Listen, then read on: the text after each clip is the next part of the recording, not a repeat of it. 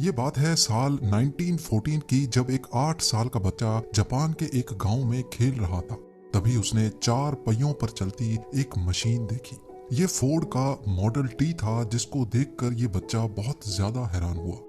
यही वो दिन था जब उस 8 साल के बच्चे को गाड़ियों और मैकेनिकल पार्ट से पहली बार लगाव हुआ था। इसका नाम था सुचाइरो होंडा, और किसको मालूम था कि आने वाले वक्त में इसका नाम हमें हर छोटी बड़ी गाड़ी पे देखने। नाजरीन, 1906 में जापान के माउंट फूजी के करीब एक छोटे गांव में सुचाइरो होंडा की पैदाइश हुई थी।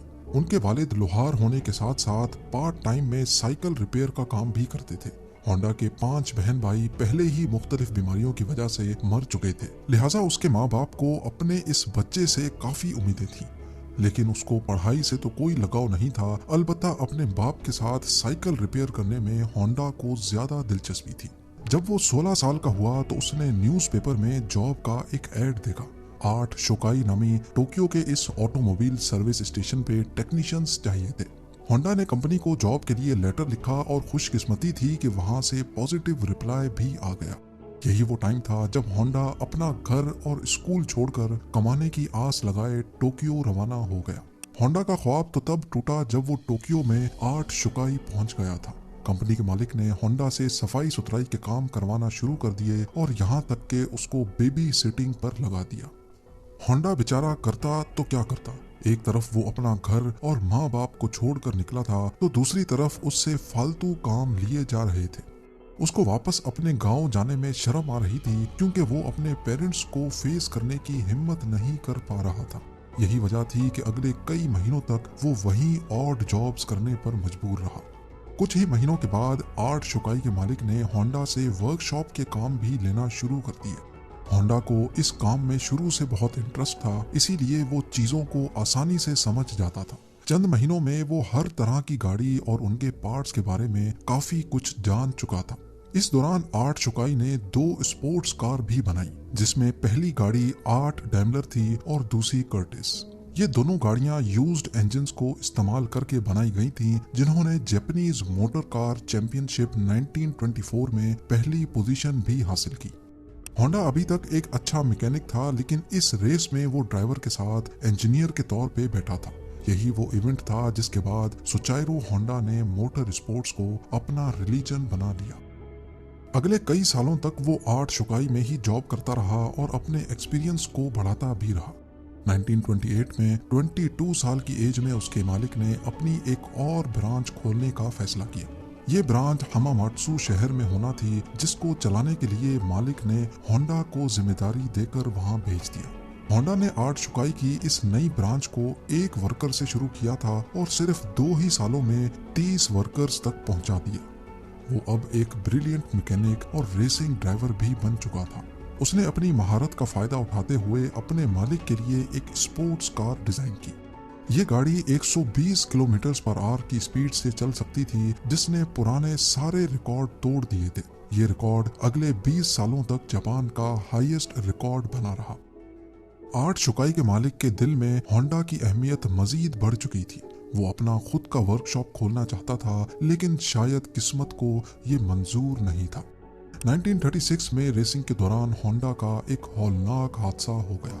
इस एक्सीडेंट में उसकी जान तो बच गई, लेकिन उसका लेफ्ट बाजू फ्रैक्चर हो गया, शोल्डर डिसलोकेट हो गया और चेहरे पर कई जख्म आ चुके थे।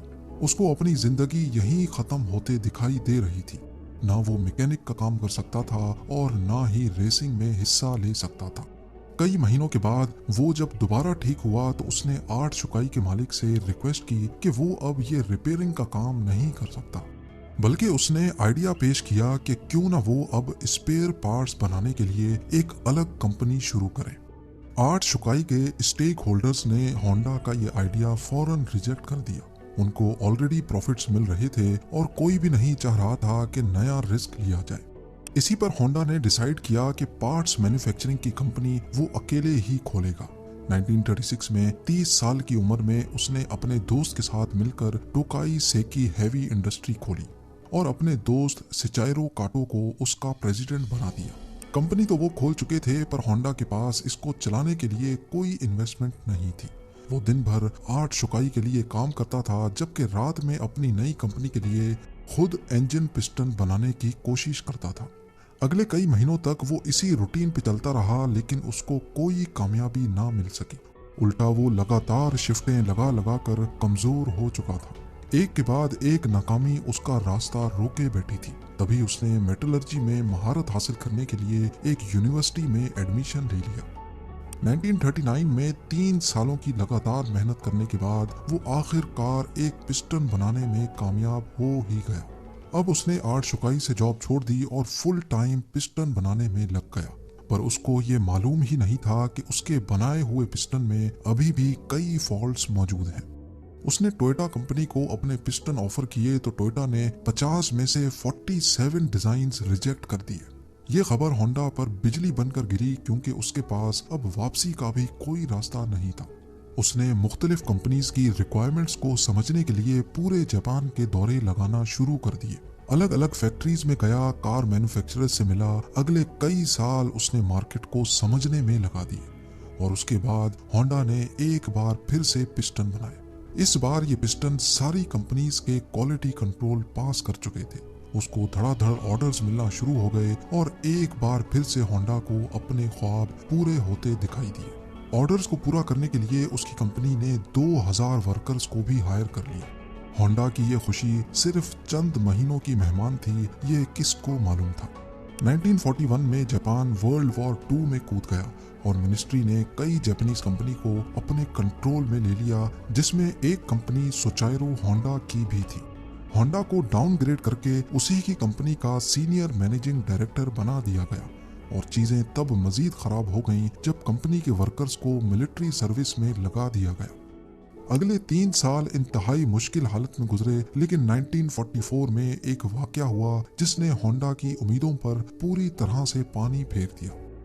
एयर रेड के दौरान एक मिसाइल सीधा होंडा की फैक्ट्री पे आ लगा। पूरे मुल्क के हालात बद से बदतर होते जा रहे थे। जापान जंग हारता हुआ दिखाई दे रहा था। फिर 1945 में 2 न्यूक्लियर अटैक्स हुए जिसने जापान की सिरे से कमर ही तोड़ डाली। इस वाक़े के बाद जापान ने अमेरिकन के सामने सरेंडर कर लिया। जंग तो अब खत्म हो चुकी थी, लेकिन होंडा अपना सब कुछ खो बैठा था। उसने अपने बचे कुचे एसेट्स टोयोटा को 4,50,000 येन में बेचे और एक बार फिर से जॉबलेस होकर बैठ गया। ये हालत सिर्फ होंडा के साथ ही नहीं थी, बल्कि पूरा जापान बहुत बुरे क्राइसिस से गुजर रहा था।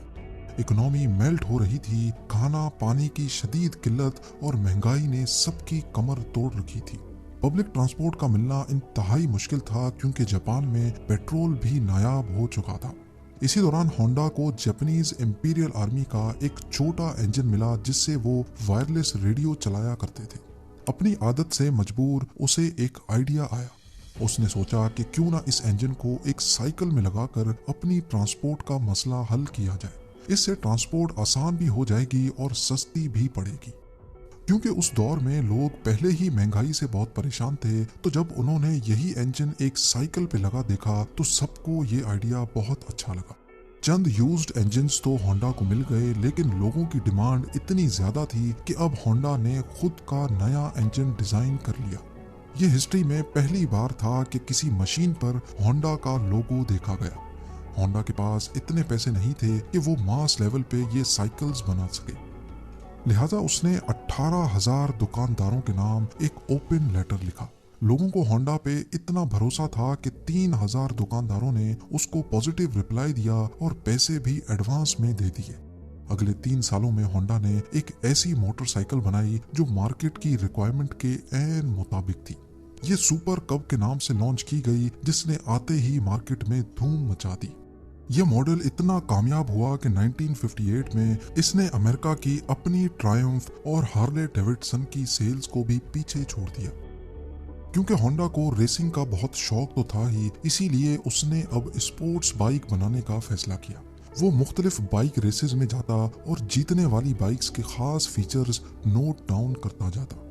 उस दौर में ऐसे स्पोर्ट्स कंपटीशन रेस से बढ़कर मैन्युफैक्चरिंग कंपनीज के लिए मार्केटिंग का टूल हुआ करते थे।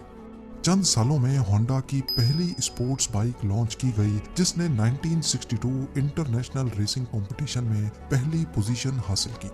इस रेस ने होंडा का नाम पूरी दुनिया में फेमस कर दिया। 1960s में होंडा दुनिया की सबसे बड़ी मोटरसाइकिल मैन्युफैक्चरिंग कंपनी बन चुकी थी और 1968 तक ये 1 करोड़ यूनिट्स सेल कर चुके थे। अपनी जिंदगी के 62 इयर्स गुजारने के बाद आखिरकार सोचाइरो होंडा को कामयाबी तो मिल चुकी थी, लेकिन जो ख्वाब वो बचपन से ही लिए बैठा था वो अभी तक पूरा नहीं हो पाया था। होंडा अब कार मैन्युफैक्चरिंग की तरफ भी जाना चाहता था।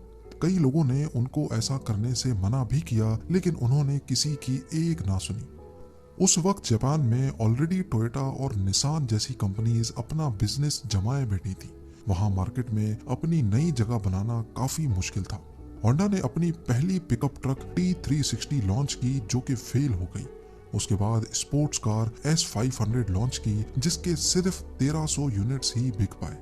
कई सालों की मेहनत और कई दर्जन डिजाइन्स रिजेक्ट होने के बाद फाइनली 1972 में होंडा सिविक लॉन्च की गई। ये वो गाड़ी है जिसके नए मॉडल्स आज तक पूरी दुनिया में फेमस हैं। 1980s में होंडा मोटर्स जापान की तीसरी बड़ी मैन्युफैक्चरिंग कंपनी थी और सिर्फ 10 सालों में ही ये दुनिया की तीसरी बड़ी हो गई। आज होंडा का नाम हमें cars, motorcycles, boat engines, plane engines और दर्जनों पावर टूल्स पे देखने को मिलता है। सोचाइरो होंडा ने होंडा सिविक के लॉन्च होने के अगले ही साल 1973 में कंपनी से रिटायरमेंट ले ली थी और 5 अगस्त 1991 को उनकी जिंदगी का ये सफर हमेशा हमेशा के लिए खत्म हो गया।